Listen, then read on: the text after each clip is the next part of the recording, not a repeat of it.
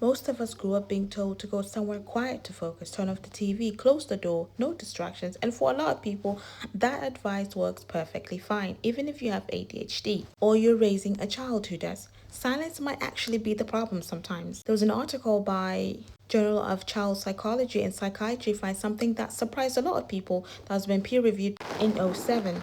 White noise improved cognitive performance in children with ADHD, while the same noise made neurotypical children perform worse. Same environment, opposite result. The finding alone tells you something important. Different brains don't just learn differently, they need different conditions to function. So the explanation researchers propose is called stochastic renaissance or SR. The basic idea is this: ADHD is associated with lower levels of dopamine, a brain chemical that plays a huge role in attention, motivation, and reward processing. When the dopamine is low, the brain has trouble detecting and sustaining focus on signals like tasks, conversations, or lessons. External background noise, according to this model, essentially fills in that gap. It gives the neural system just enough stimulation to push weak signals out the threshold of detection, making the brain more capable of locking in. Think of it like trying to tune into a radio station with poor reception. The signal is there, the brain just needs a little boost to catch it. Now, that same ADHD brain that needs external noise to focus, often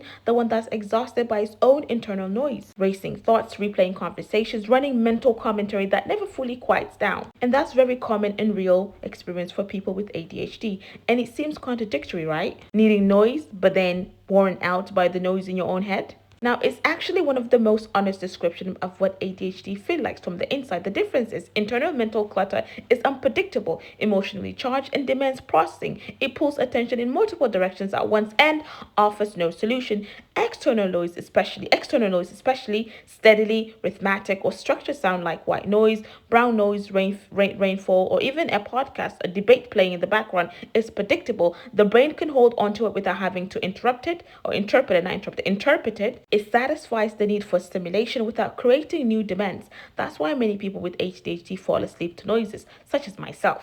A debate, a commentary, something talking in another room or next to them. The brain is not being distracted, it's being settled. It has something to anchor to, so the internal spinning can finally slow down a little bit. Now, to be fair with you, a 2024 study revisited its original dopamine noise theory and found that the exact mechanism, specifically whether stochastic renaissance through the dopamine system is a required pathway, is still being studied and debated. The research found that pink noise still benefited ADHD related performance even when the dopamine link wasn't already confirmed. What does it mean? The benefit is real, the experience is valid, the full biological explanation is still being worked out, and that's just how science works. It's a process, not a verdict.